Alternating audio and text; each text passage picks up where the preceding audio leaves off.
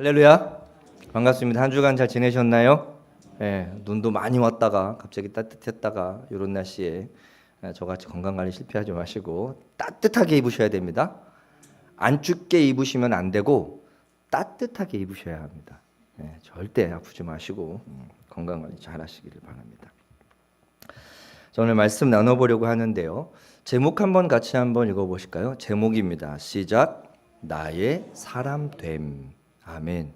이게 이 제목인 나의 사람됨이라는 이 명제는 모든 사람의 죽을 때까지 항상 같이 가야 할 어떤 마음가짐이 아닌가 싶어요. 젊어서 저같이 질풍노도의 시기를 어려서 저같이 질풍노도의 시기를 보내다가 조금씩 차분해지고 점잖해지는 사람이 있는가 하면 또 한결같이 부드럽고 유한 사람, 전 세상에서 제일 부럽습니다. 성격이 온유한 사람이 전 세상에서 제일 부러워요. 근데 어릴 때는 잘 지내다가 갑자기 이상한 삐딱선을 타서 그다지 건강하지 못한 사람으로 살아가게 되는 모습도 우리는 왕왕 보게 됩니다. 그래서 오늘 본문 말씀을 통해서 나의 사람됨에 대한 기준과 사람됨을 만들어가는 그 과정 가운데 우리가 무엇을 생각하고 어떤 것을 염두에 둬야 하는지, 전부는 아니겠지만 오늘 본문 말씀을 빌어서 한번 신앙으로 믿음으로 한번 생각해보고 바라보려고 합니다. 자, 오늘 본문 말씀을 보면요, 이제부터는 이라고 이야기를 합니다. 이제부터는 이라는 표현은요, 어떤 시간의 시점을 이야기하고 있어요. 이제부터라는 기준을 두고 이전과 지금 그리고 이후, 앞으로, 계속 이런 시간의 어떤 시점을 이야기해주고 있습니다.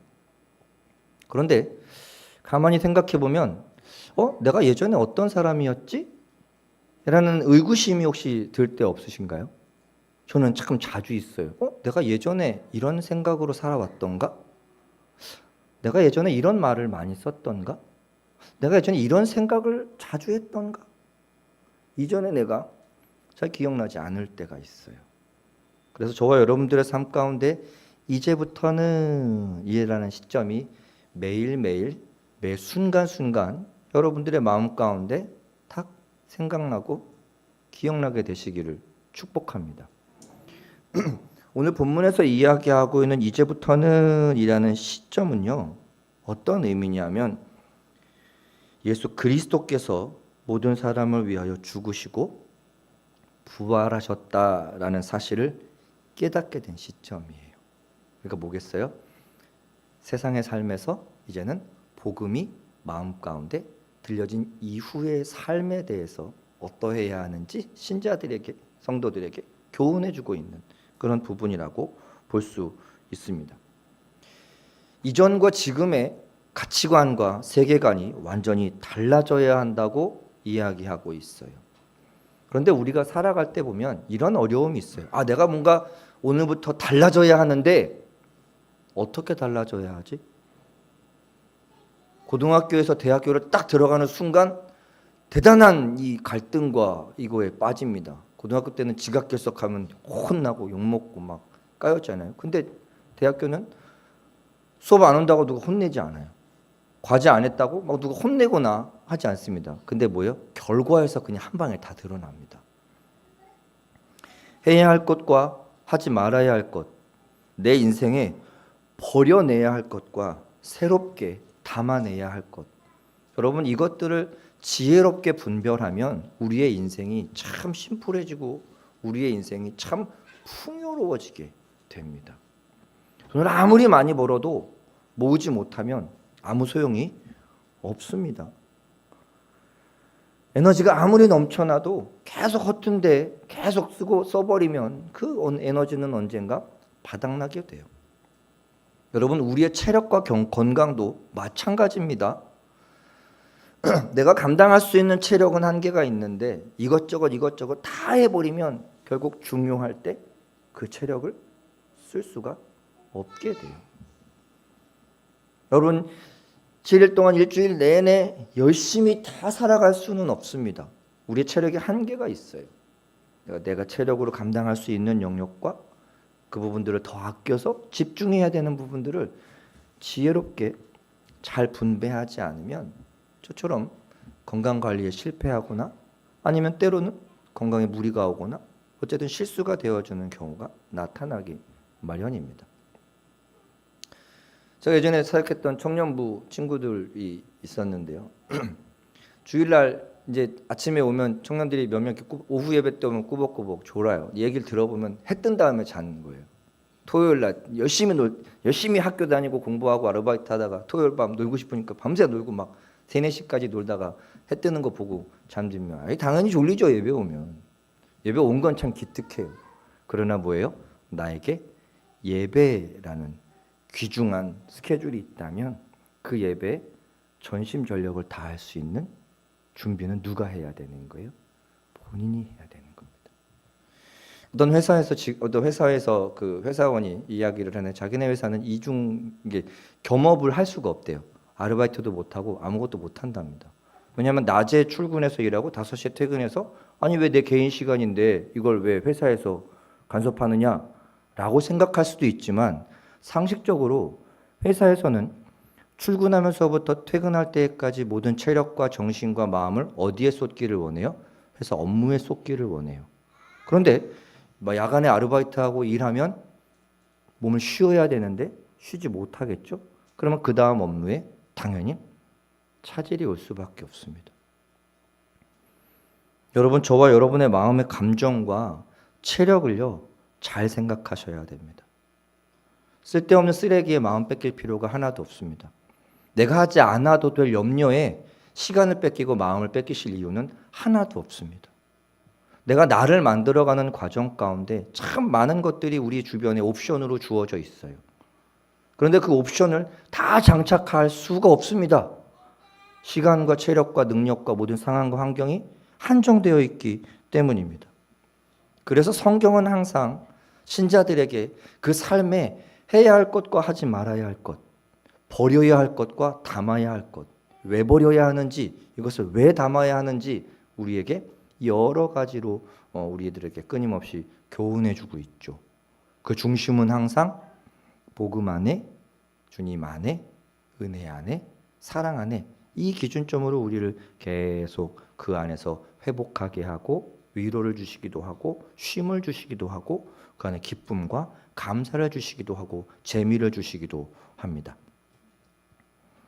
즉 나를 다뤄가는 기준이 달라져야 합니다. 세상적으로는 빨리 스펙을 많이 쌓아야 돼요. 영어도 일만큼 해야 되고 뭐 경제에 대한 공부도 해야 되고 시사에 대한 공부도 해야 되고 뭐 친구도 인맥도 이렇게 쌓아야 되고 내가 어디서 얼마큼 경력을 또 해야 되고 경험을 해야 되고 세상적인 스펙을 다 쌓고 싶지만 제한적일 수밖에 없어요. 근데 성경은, 말씀은, 복음은, 주님은 신자들에게 그런 것보다 우선해야 될 것에 대해서 끊임없이 우리에게 제시를 해주고 있습니다. 그렇기 때문에 성경은 항상 우리에게 이 제자의 삶의 원리를 끊임없이 그 원리로 살아가기를 권면해주고 있어요.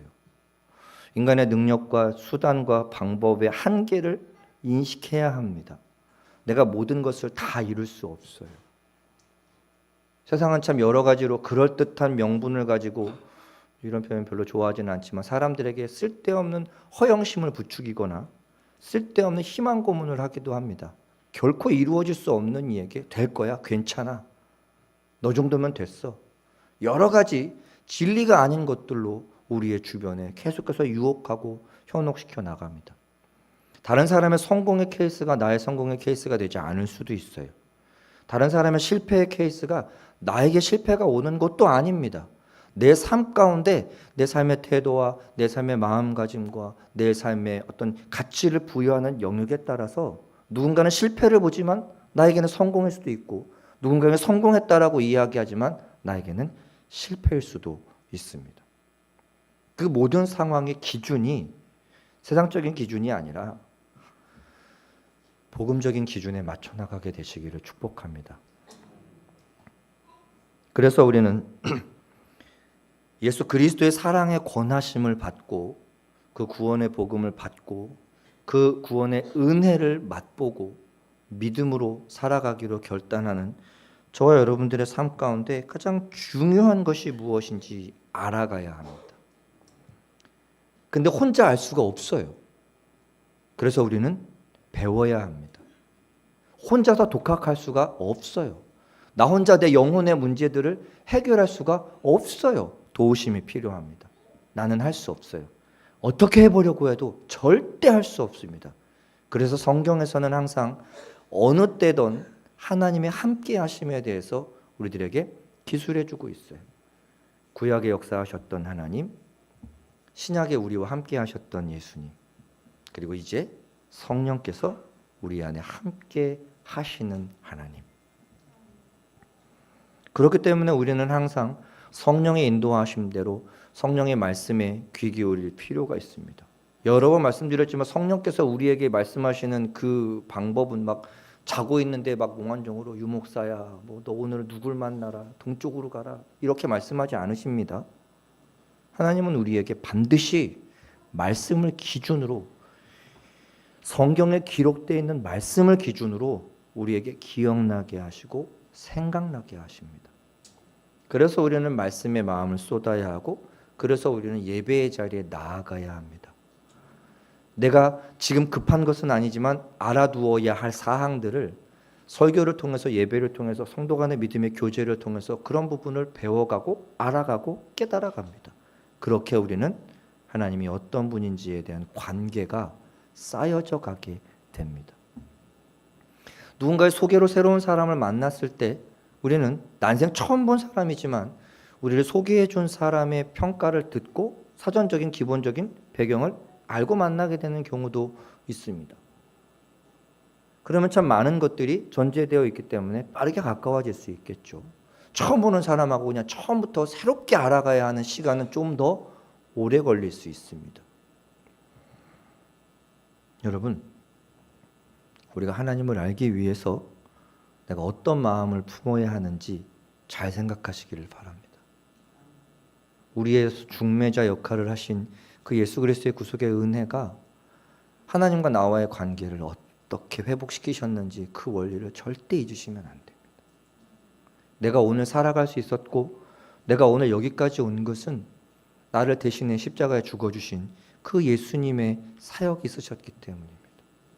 그 은혜에 대한 믿음을 우리에게 심어주셨기 때문입니다. 값없이 대가 없이 주신 그 크신 사랑과 그 부르심에 저와 여러분들의 마음이 조금 더 순결해지게 되시기를 축복합니다. 그래서 복음은 항상 성경의 그 어디에서도 성령의 역사하심 이외에는 알 수 있는 방법이 없어요. 아들을 통하지 않고서는 아버지께로 나아갈 수가 없고, 그 아들이 우리에게 보내주신 성령을 통하지 않고서는 하나님께로 나아갈 수 있는 방법이 없습니다. 유일한 통로예요. 그래서 이전에 바울에 대해서 이 아는 것에 대한 통로를 오늘 본문에서는 어떻게 표현해주고 있냐면, 이전에는 육신을 따라 알았다는 거예요. 이전에는 세상의 지식과 세상의 명분을 가지고 예수를 알았어요. 하나님의 깊으신 계획과 뜻이 아니라 인간적인 세계적인 세상적인 방법과 기준으로 예수를 보았어요. 그냥 뭔가 특이한 청년이었어요, 예수는.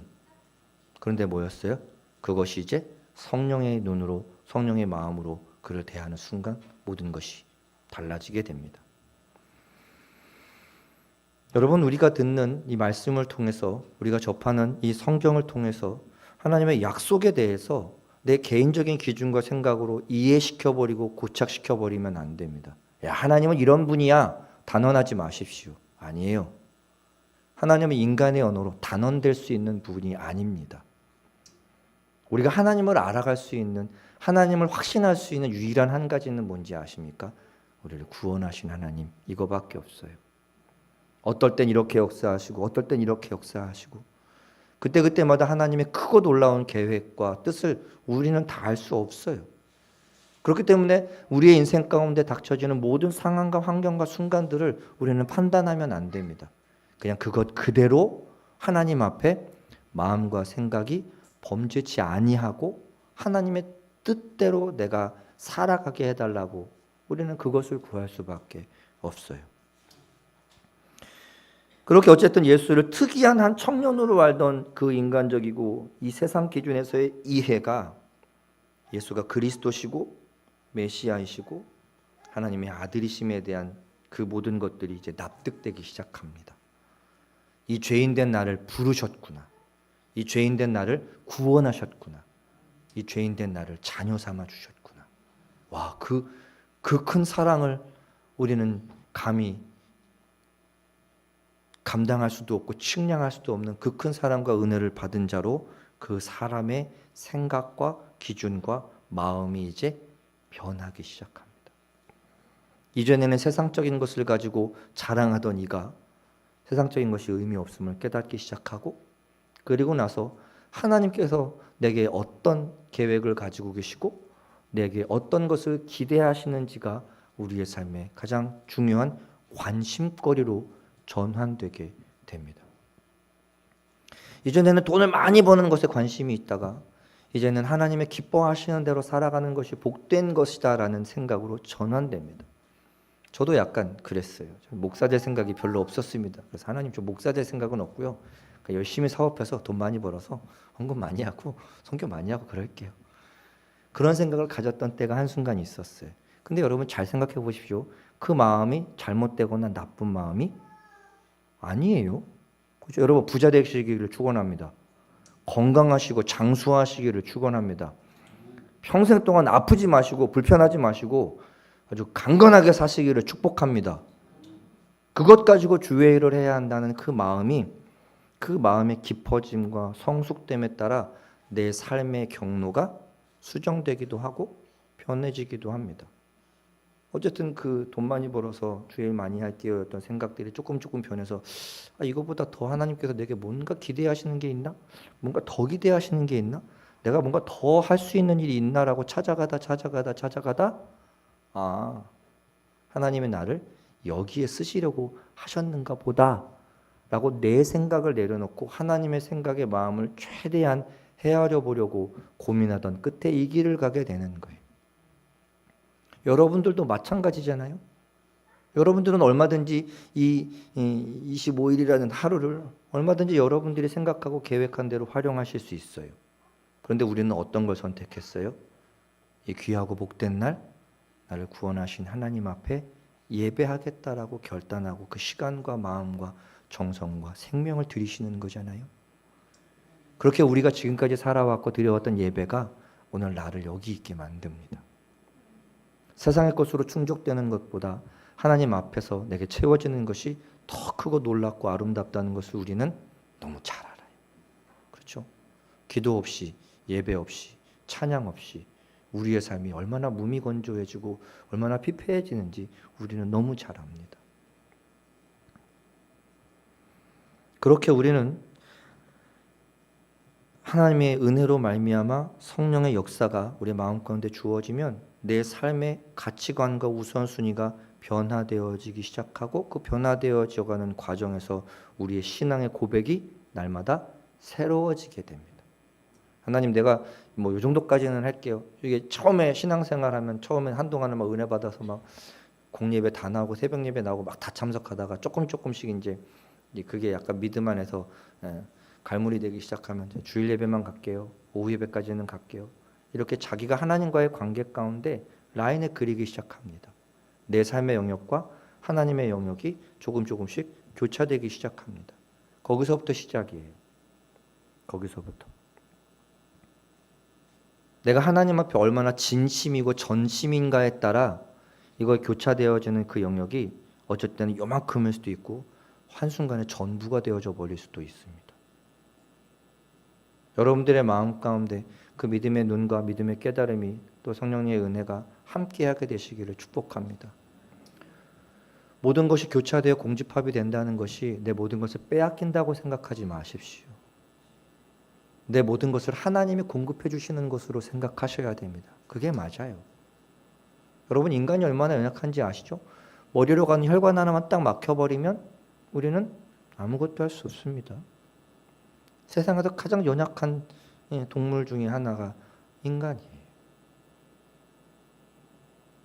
그런 나를 지금까지 살게 하셨고 지키시고 보호하시고 이만큼 것을 누리게 하신 그 은혜를 결코 가볍게 여기시면 안 됩니다. 그렇게 우리는 예수 그리스도로 동화되어야 됩니다. 예수 그리스도로 연합되어야 합니다. 그냥 멀쩡하던 쇠에다가 자석을 막 부비잖아요. 자석을 막 문지르면 그냥 아무 자성도 없던 쇠가 어느새 뭐가 되는지 아십니까? 자성을 띠게 됩니다. 희한하죠? 여러분들 예전에 과학 시간에 그런 거 안 하셨나요?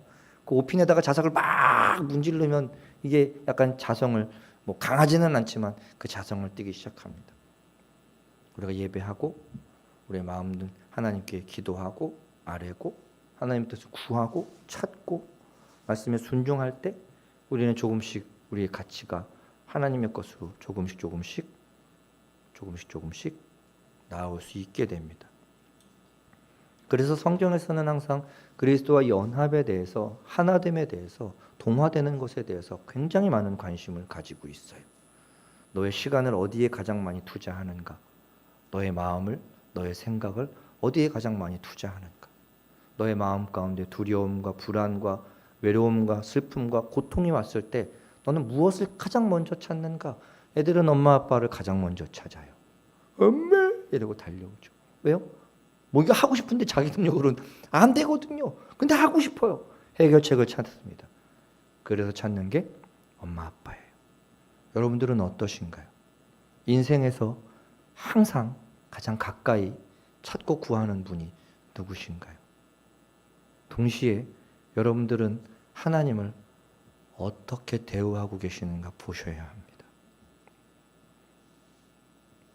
눈에 보이지 않고 사랑 많으신 분이라니까 하찮게 여기시나요? 원망과 불평과 변명과 그런 것들로 하나님 앞에 여러분들의 감정을 쏟아내고 계신가요? 합당하지 않습니다. 하나님보다 우리를 사랑하신 분이 어디 있어요? 독생자 아들을 주셨는데. 그런데 그분 앞에 우리가 나아갈 때 마음가짐과 자세와 태도가 어떠해야 할까요? 오늘 본문 말씀 가운데 이야기하고 있는 나의 사람됨의 의미는 하나님 앞에 내 삶을 살아가라는 거예요. 혼자 있든 친구랑 있든 가정에 있든 직장에 있든 어느 순간이라 할지라도 하나님 보시기에 흡족한 삶을 살려고 몸부림치시기를 축복합니다. 그래서 우리는 새로운 피조물이 되었다라고 이야기해주고 있어요. 물리적으로는 변하는 것이 하나도 없는데 성령께서 우리의 마음 가운데 들어오시고 우리의 생각과 가치관과 삶의 원리와 원칙들을 정말 온전한 것으로 회복시키십니다. 자, 여러분 여기서 잘 하셔야 돼요. 성령께서 우리 가운데 오실 때 이전에 내가 무너지고 다른 내가 되는 게 아닙니다. 이 논리가 아니에요. 원래 창조의 목적대로 지음받았던 그 인간과 하나님과의 관계의 성품이 죄 때문에 무너졌어요. 그런데 성령께서 그 무너진 것을 다시 수축하시는 겁니다. 여기에 이런 표현 어떻게 들으실지 모르겠지만 튜닝의 끝은 순정이다라는 말이 있어요. 자동차를 사서 막 휀다도 갈아보고 막 타이어도 갈아보고 휠도 갈아보고 막 오만 것을 다 갈아보다가 마지막에 어디로 가느냐? 아이고 순정이 최고다라고 기본의 원래의 상태에 충실한 것을 말합니다. 신자는요. 내 삶을 깎아내는 게 아니라 내 원래의 모습을 하나님이 나를 원래 지으셨던 그 모습을 찾아가는 과정이라는 사실을 기억하십시오. 여러분 회복이라는 표현은 뭐예요? 회복이라는 표현? 병든 걸 치유하는 걸 회복이라고 이야기하지 않습니다. 회복은 아프기 이전의 상태를 다시 뭐 하는 거예요? 거기로 되돌아가는 걸 회복이라고 해요. 상처가 낫는 것은 치료한다라고 표현합니다. 저 여러분들의 마음과 심령과 삶의 모든 것이 하나님께서 우리에게 원래 기대하셨던 아름다운 삶의 모습으로 그 관계로 회복되어 가게 되시기를 축복합니다. 하나님께서 우리에게 제시하시고 허락하신 모든 선하고 아름다운 것들을 통해서 내가 원래의 모습을 찾아가는 과정이라고 생각하시기를 축복합니다. 물론 세상적인 기준에서는 불편할 수도 있고 때로는 아플 수도 있고 때로는 억울할 수도 있어요. 그렇지만 버려야 할 것은 버리시고 담아야 할 것을 담아가시기를 축복합니다. 유교적인 관점에서 예수는요, 하나님의 가장 크고 큰 저주를 받은 한 사람이었을 뿐이에요. 나무에 달려 죽어버렸습니다. 십자가 형태로 죽어버렸습니다. 율법을 무시하고 무너뜨린 자로 여김을 받았습니다. 근데 정작 예수께서 그렇게 당하셨던 모든 고난은 원래 누구 거였어요? 내 거였어요. 유대인들은 예수님이 당한 고난을 예수의 범죄 때문에 당한 것이라고 치부해 버렸습니다. 아니요. 모든 인간의 죄를 해결하시기 위해서 나 대신 그 모든 것을 감당한 거예요. 영화 촬영할 때 위험한 장면이 있을 때 주연 배우는 쏙 빠지고 스턴트맨이 대신합니다. 때로는 다치고 부상 입고 때로는 생명을 잃어버리기도 해요. 원래 내 역할인데 나는 감당할 수 없어서, 해결할 수 없어서 주님께서 먼저 감당하시는 거예요. 예수님의 그 마지막이 처참했던 것은 나 때문이었다는 사실을 유대인들은 납득하고 인정하지 않았어요. 왜? 자기들의 기준에서, 자기들의 생각에서 하나님께 맞추려는 마음은 조금도 없었습니다. 자기의 사회적 지위와 위치에 하나님을 끌어들였던 것뿐이었어요. 죄의 저주를 끊는 유일한 방법은 죽음이었습니다. 그렇죠? 죄의 대가는 생명이어야 합니다. 그런데 나는 죄인으로서 내 생명을 드리는 것은 아무 의미가 없어요. 그 이후에 아무것도 보장되지 않기 때문입니다.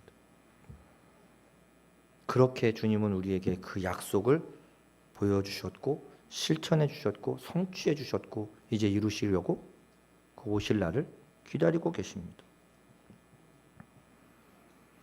그래서 제가 끊임없이 말씀 나눌 때 계속 강조하는 부분이 기독교는 관계의 종교라는 거예요. 관계의 종교.